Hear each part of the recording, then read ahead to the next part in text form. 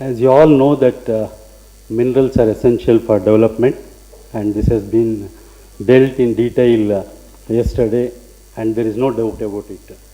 But unfortunately there are lot of problems. See, extraction of minerals are essential for development, but what is happening for the last few years, because of so many problems, because of many court rulings and because of inaction of some of the states, and mainly the responsibility of the mining industry also failed to do their duty.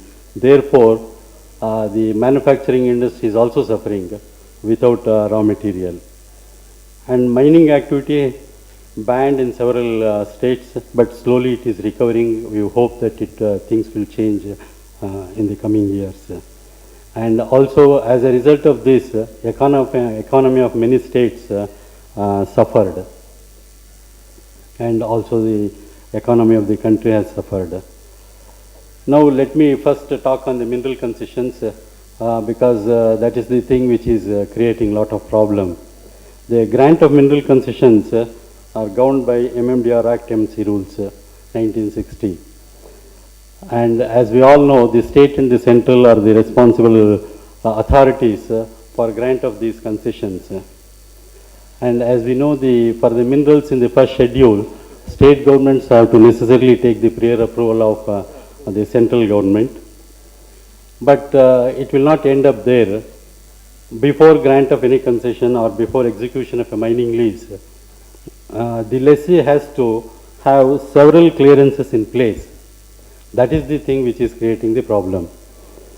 And added to that, at least for the last few years, what I am seeing is inordinate delay in the state level and also in the central level to take decision to grant or not to grant.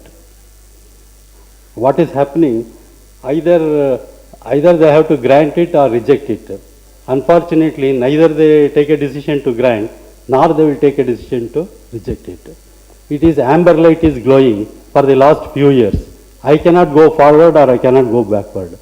In fact, my experience in the last few years says, one of the biggest mining company in India, they had applied for some prospecting license in the state of Karnataka in the year 2007, and they asked me to do what is that we can do. Then I requested what they gave several notices, all of them have satisfactorily replied. Now they have to take a decision either to grant or to reject it. They have not taken a decision. In fact, we know our Saab knows that Tripathi Saab, how the present director of mines and geology is there. So I thought instead of discussing with him, I told the next person in the hierarchy, why can't you reject these applications? Please do me a favor by rejecting the applications. Then he said, no, if that is the thing, sir, I will do it immediately. Then I told him, I don't think you will be able to reject because you don't know how to pass an order. That is the status today. As a result of these things, what is happening all over India, as on today there are about 63,935 applications pending. So you see what is the status of mining industry. Now let me talk briefly about the forest clearance. See, the section 2 of the Forest Conservation Act says, notwithstanding anything contained in any act or rule which is in operation, no state can divert a forest land for non-forest activity. So, prior approval of the Government of India is essential, and therefore everybody has to take forest clearance before execution of a mining lease. And another problem is, my project is containing forest area and also part of the non-forest area. The circulars from MOFs are very clear. I cannot even start my operations in the non-forest area till I get the forest clearance for the forest area. So this is another problem. Now, another thing what was happening is all these days, forest clearance, though I have a lease for say let us 100 hectares, forest clearance is given is not for the 100 hectares. As per the MMDR Act, I am the lessee for 100 hectares.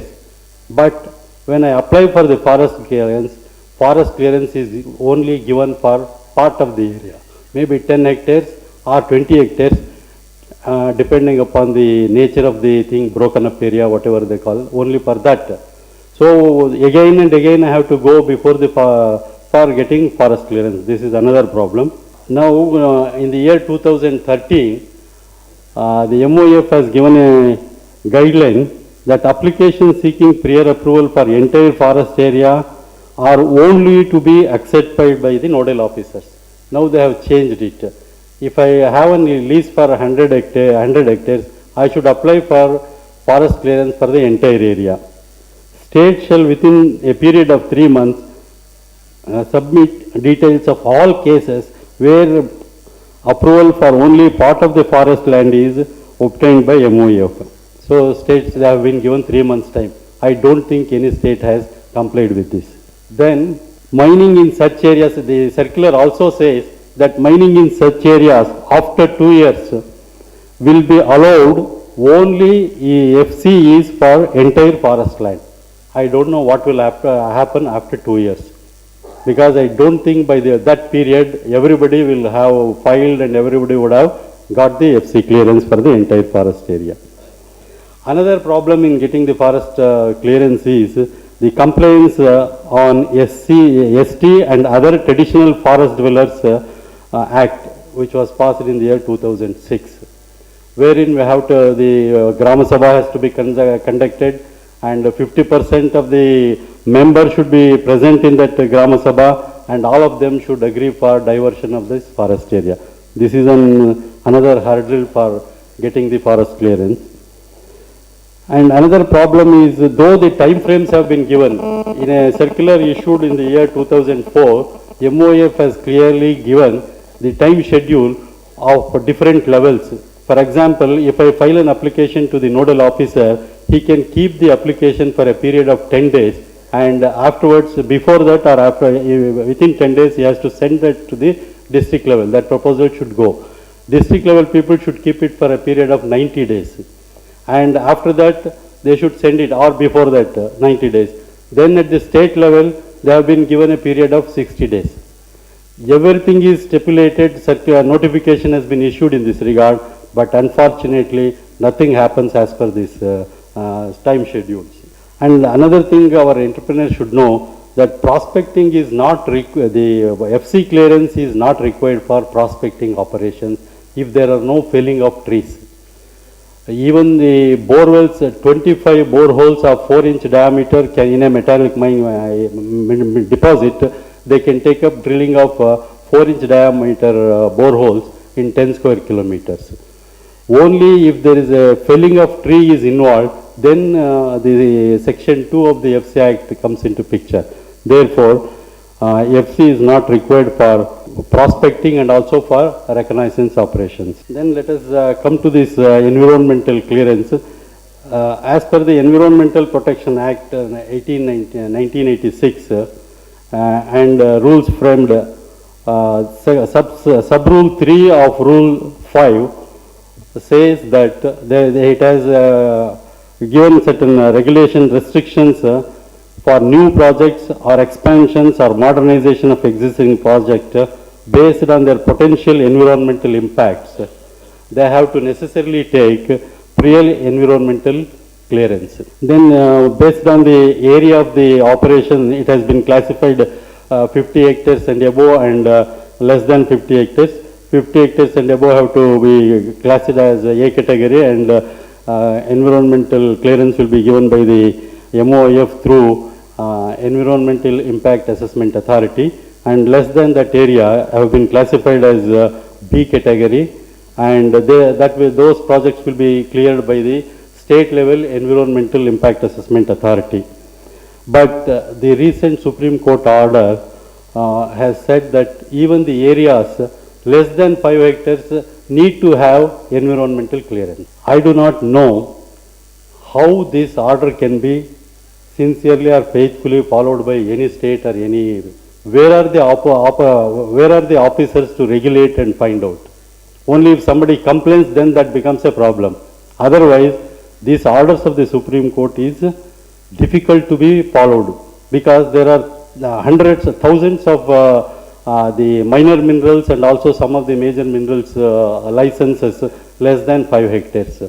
So there will be, it's a big problem. But in spite of it, some state, at least the state of Karnataka, they have already amended their minor mineral concession rules, incorporating these provisions for getting and where they have to apply for the environmental clearance, what should that clearance should have, and who will give. All that thing have been incorporated in their minor mineral concession rules. But rules are excellent, but unfortunately its implementation and monitoring, I feel it is very difficult. Then I feel EC is not required for RP, reconnaissance permit, and prospecting license. That is my understanding. I think our chairman will maybe at the end he will say whether it is required or not. Then in problems in getting environmental clearance is, what is that problem is, EC problem is, EIA and EMP not prepared by competent and qualified personnel. This is the comments from MOEF. It is not prepared. Yes, I also agree it is not properly prepared, because I am having experience with the mining plans prepared, which they are also like that. Most of the projects prepared are cut and paste. In fact, recently the MOEF has given a guideline that they should give an undertaking that they are responsible for the proper evaluation of these things. And another problem here is the public consultation or public hearing. So you know all that what is the problem. Here what happens is, not only the affected people, there are so many NGOs or pseudo-environmentalists from outside, they come and create problem. And that is the problem in clearances.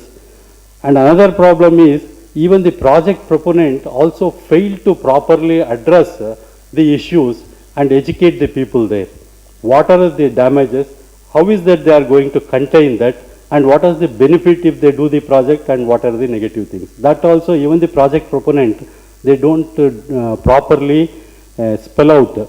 So because of all these things, there are problems in getting the EC clearances. There is need for simplification of these things. Of course, in this direction, MOEF has already issued several circulars. Now they have made it mandatory that all these, the people who prepare these project reports, they should be accredited with the national board.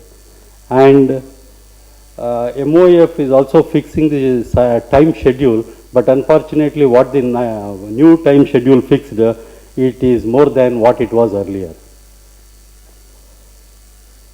Then regarding the validity of EC, as I understand, the EC is valid for a mining project for a period of 30 years, unless there is enhancement in the production. Otherwise it is valid. For a,